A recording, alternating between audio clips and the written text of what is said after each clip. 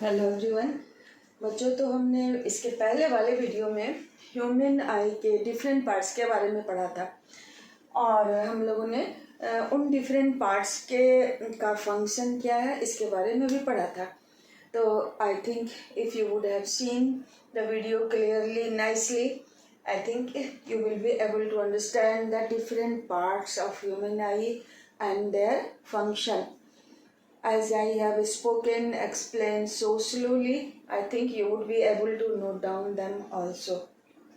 Okay, so now in second video related to the human eye, again we will study some terms related to human eye, and also we will start the defect of vision. So what we have to study today, so some terms are like this, about them we should know. So first term is least distance of distinct vision. Least distance of distinct vision.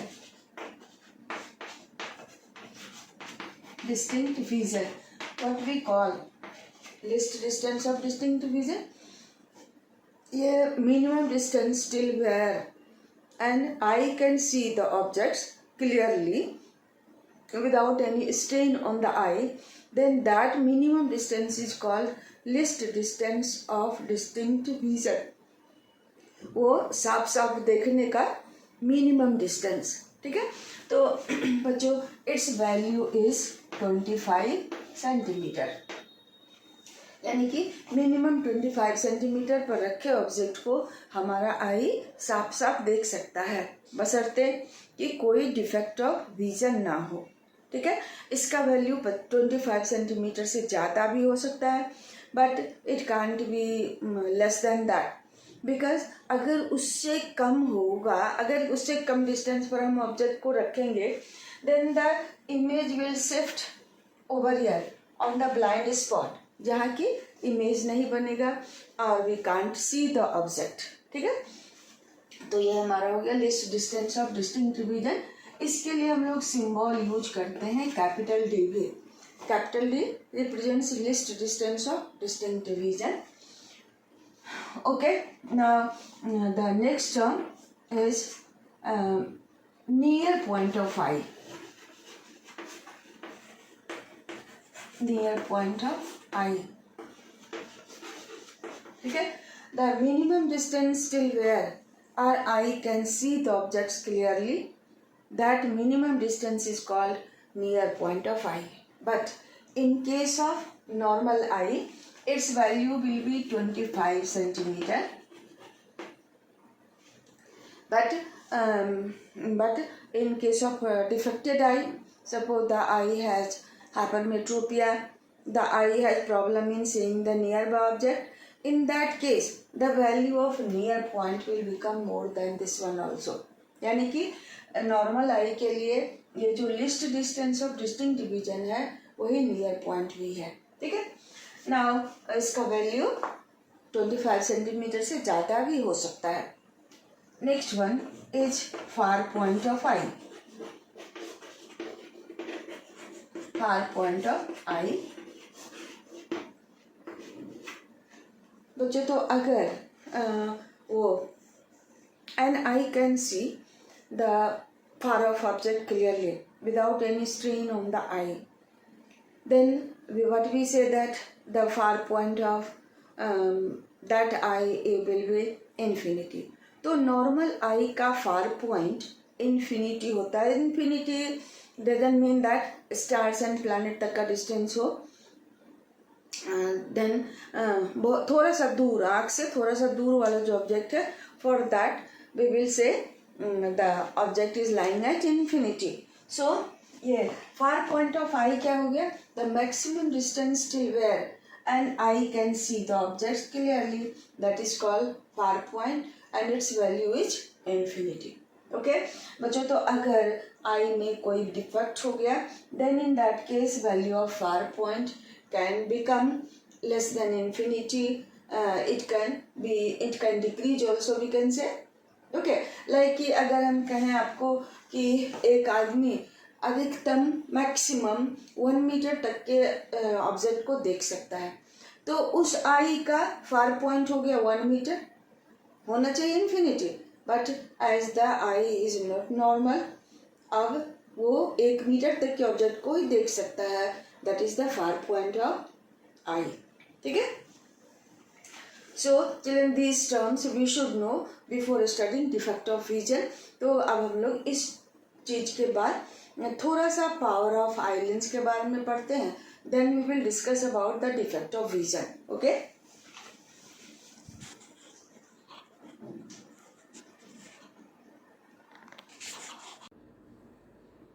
तो वो बच्चों near point, far point, then least distance और distinct vision, इन सारे terms को जानने के बाद हम लोग अब देखते हैं accommodation and power of accommodation of I.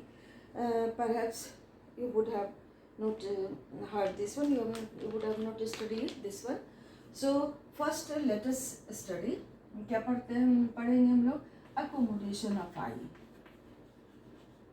accommodation of I। ठीक है।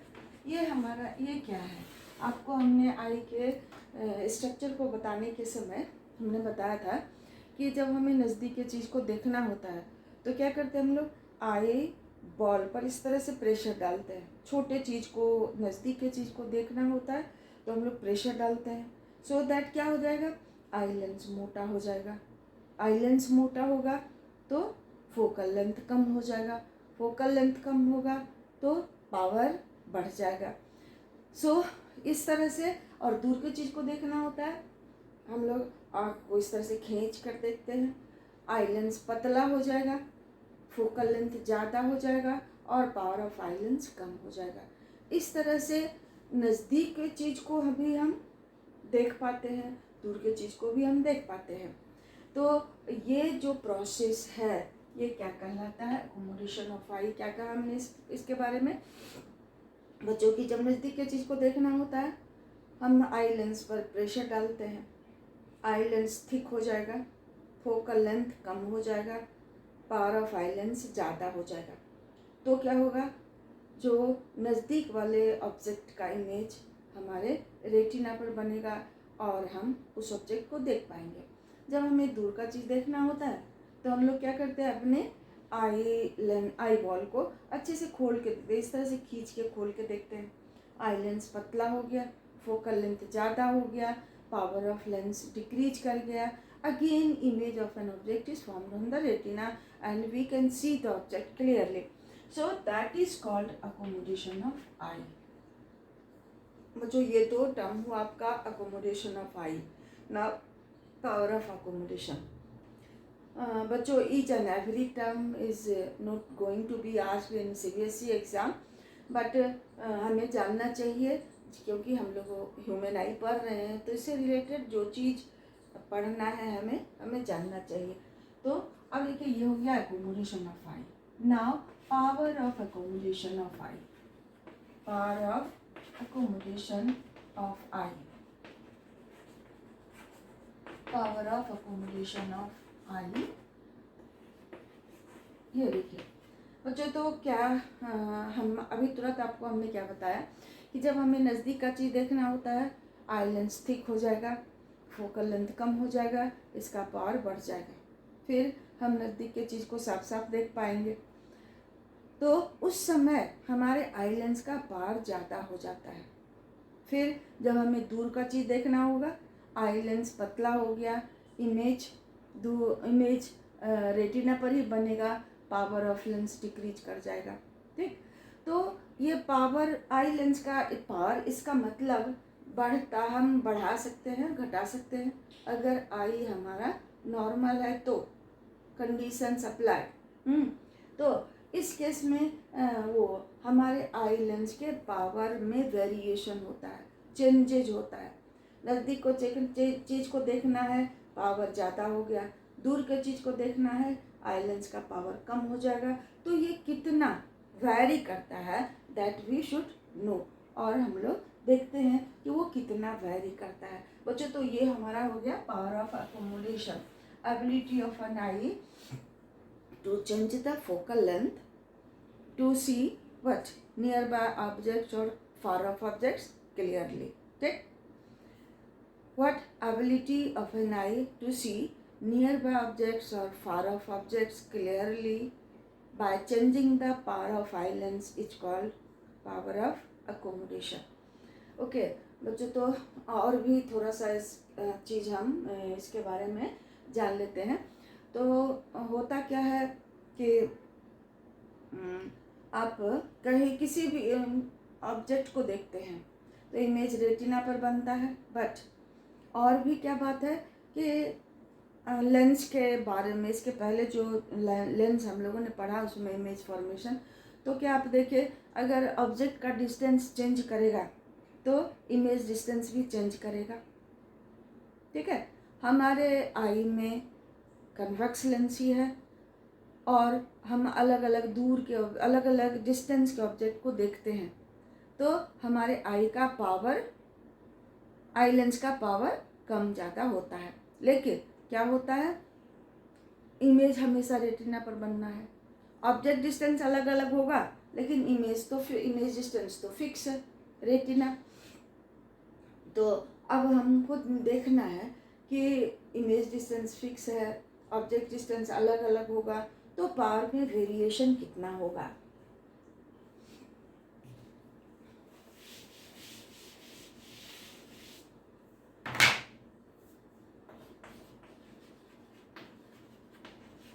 Power of eye lens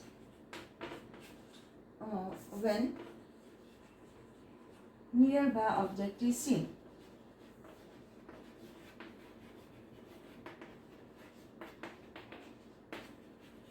nearby object is seen, नज़दीक की चीज़ को देखिएगा तो यू का वैल्यू हमारा -25 सेंटीमीटर है और इमेज डिस्टेंस मीन्स क्या, रेटिना का डिस्टेंस है 2.5 सेंटीमीटर और भी वही होगा क्योंकि इमेज वहीं बनता है. प्लस में क्यों होगा, क्योंकि लेंस ऑब्जेक्ट इधर है, उसके बाद हमारा आई लेंस है, फिर इमेज रेटिना पर बना उसके पीछे है तो भी 2.5 सेंटीमीटर हुआ. अब हम लोग क्या करते हैं, f का वैल्यू निकाल लेते हैं. कैसे निकालिएगा, 1/f is equal to 1/b 2.5 minus 1/25. ये भी माइनस में ही होगा. ठीक है, तो ये हमारा इस डेसिमल को हटा के ऊपर 10 लिखिए, 25 प्लस 1/25. तो 1/f is equal to 25 LCM, 10 plus 1 11/25. तो f इज इक्वल टू कितना हो गया आपका 25/11 सेंटीमीटर. ठीक है, फोकल लेंथ हमारे आई लेंस का जब हमें नज़दीक की चीज़ को देखना है तो 25/11 सेंटीमीटर हो गया. अब इसका पावर निकालिएगा तो इसको क्या करते हैं हम लोग, कन्वर्ट कर लेते हैं इसमें मीटर में. तो 25/11 डिवाइडेड बाय 100 करते हैं, इतना बाय 100 कीजिएगा 100, तो ये बच जाएगा आपका 25/11 100 मीटर. ठीक, अब वो पावर ऑफ लेंस निकालते हैं, P is equal to 1/f. तो f का वो f हो गया 1 डिवाइड बाय 25 डिवाइड बाय 1100. तो ऊपर 1100 ऊपर चला जाएगा, 1100/25 कितना बच गया आपको 44 आएगा. तो पावर ऑफ लेंस कितना हो गया 44 डायोप्टर. तो नज़दीक की चीज़ को जब हमें देखना है तो उस समय आई लेंस का पावर हो जाएगा 44 डायोप्टर. ओके, 44 डायोप्टर हो जाएगा. चलिए, so again I am making understand. Power of eye lens निकालना है कब, जब हमें नज़दीक को चीज़ को देखना है. तो ये यू ले लीजिएगा -25 सेंटीमीटर, भी ले लेते हैं 2.5 सेंटीमीटर क्योंकि ये रेटिना का डिस्टेंस है आई लेंस से. तो फोकल लेंथ पहले निकालिएगा 1/f 1/b माइनस 1/u. तो इस तरह से हमारा focal length 11/25 1/2 F is equal to 11/25 हो गया। F is equal to 25/11 centimetre. इसको मीटर में कन्वर्ट करते हैं, मीटर में कन्वर्ट करके फिर से हम लोग पार निकाल लिया। ये हमारा 44 डायोप्टर हुआ। ठीक है, 44 डायोप्टर। नाउ अब हम लोग निकालेंगे जब आई लेंस का पार, जब हमें दूर का चीज़ देखना होता है। तो दूर का चीज़ देखने के समय क्या बताया आपको हमने कि आई लेंस थिन हो जाएगा, फोकल लेंथ ज़्यादा हो जाएगा, पावर ऑफ लेंस कम हो जाएगा। ठीक है, तो उसमें ऑब्जेक्ट डिस्टेंस लेते हैं हम लोग इन्फिनिटी, क्योंकि दूर का चीज़ हमें देखना है। और भी तो सेम रहेगा 2.5 सेंटीमीटर, तो हम लोग एफ निकाल लेते हैं, देन हम लोग पार निकाल लेते हैं।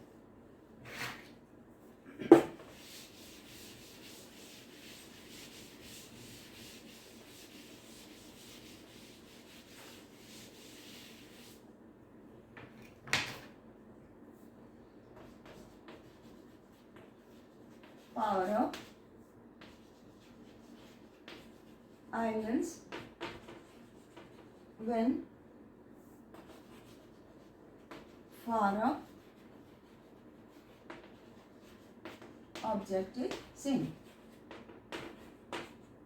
ठीक है, तो उस समय यू कितना लेते हैं हम लोग, इन्फिनिटी, भी ले लेंगे 2.5 centimetre.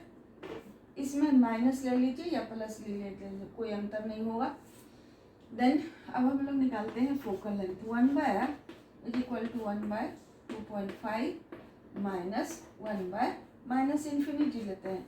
Any number divided by infinity will be 0 always, और any number divided by 0 will be infinity. तो बच्चों ये हो गया आपका 1/f इज इक्वल टू 1/2.5 या 10/25 हो गया, और ये टर्म 0 हो जाएगा, -0। तो हमारा f कितना हो गया, 25 सेंटीमीटर। अब पार निकालिएगा, p is equal to 1/f 1/25/100 कर देते हैं। 25 को सेंटीमीटर को मीटर में कन्वर्ट करने के लिए, देन 100 ऊपर चला गया, 25 बचा, ये आपका आ गया कितना, 40 डायोप्टर।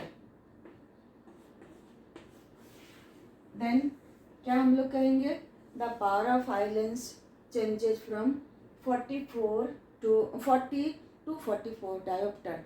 दूर के चीज़ को देखना है, पावर ऑफ आई लेंस कम होगा, पावर 40 डायोप्टर होगा। नज़दीक के चीज़ को देखना है, पावर ऑफ आई लेंस बढ़ जाएगा, ये 44 डायोप्टर है। सो variation in the power of eye lens is how much, 44 minus 44 dioptre. बच्चों आई थिंक कि आपको समझ में आया होगा। अगर एनी कन्फ्यूजन होगा तो then you can ask me in message. So I think you would like this video and you will take advantage of that, you will get benefited from this one। और ये हमारा हुआ video किस पर, human आई के बाद जो terms related to human eye है उस पर है। अब नेक्स्ट वीडियो में हम लोग पढ़ेंगे मायोपिया और हाइपरमेट्रोपिया, प्रेसबायोपिया एंड एस्टिग्मेटिज्म के बारे में। Okay, so thank you so much for watching. अगर अच्छा लगे तो ज़रूर लाइक एंड सब्सक्राइब कीजिएगा for me, for my hard work. Thank you so much.